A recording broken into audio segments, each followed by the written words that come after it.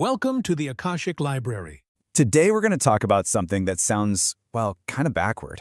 We're exploring this powerful paradox that the secret to a great relationship isn't really about finding the perfect person, but about becoming perfectly okay with living without one. So think about it for a sec. What's the #1 skill for a great relationship?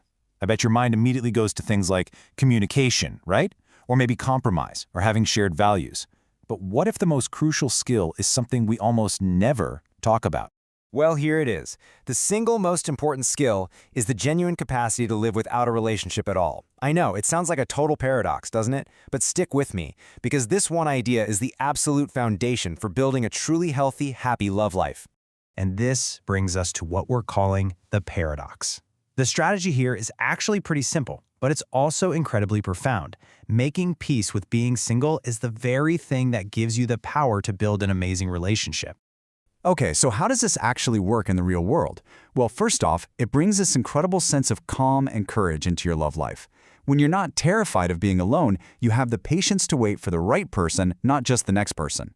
And maybe, most importantly, it gives you the confidence to ask for what you need, because your happiness no longer depends completely on them staying. That independence leads directly to our next big idea, the power of walking away. This is where the whole paradox stops being some abstract theory and becomes a really practical tool. Your real strength, your leverage in a relationship, isn't compromise, it's your independence. And here is the absolute crucial point. Ultimatums can't be faked. A partner has this kind of sixth sense, right? They just know if you're truly prepared to leave over mistreatment, or if you're just bluffing. If you dread being alone more than you dread being unhappy, you have zero leverage. But when your willingness to walk away is real, that's when your boundaries become real too. Think of it like this. A nation runs military drills not because it's looking for a war, but to reduce the chances that a war will ever happen. In the same way, practicing emotional self-sufficiency isn't about planning for a breakup, it's about creating the kind of strength that prevents your relationship from coming under attack in the first place. Here's another way to picture it, the metaphorical getaway bag. Even in the happiest, most secure relationship, wise lovers know they have this pact. It's not a plan to leave. It's just this quiet confidence that you could survive on your own if you had to. And paradoxically, that's the very thing that allows you to fully commit and relax in the relationship. But let's be honest, getting to this peaceful place with being single is really, really hard. And a big reason for that is a harmful idea that society is always selling us. This brings us to the single is fun myth. You've heard it a million times, right? Oh, enjoy it. This is your time. The whole narrative is that being single is supposed to be this exciting, fulfilling adventure. But what happens when it's just not? And this is the damage that myth does. It creates this huge gap between our expectations and our reality. So when single life feels lonely and awful, which it often does, we don't just feel bad, we feel ashamed. We feel like we're failing at being single, on top of feeling like we're failing to find a partner.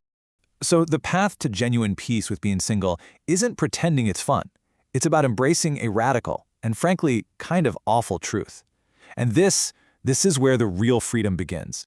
What if we just admitted it?